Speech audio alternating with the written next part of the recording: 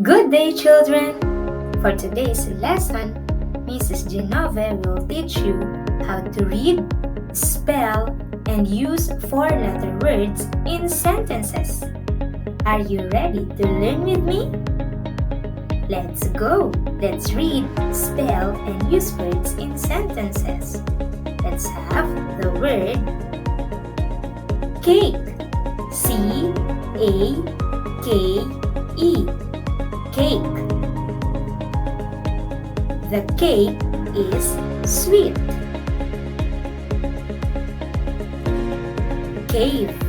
C-A-V-E. Cave.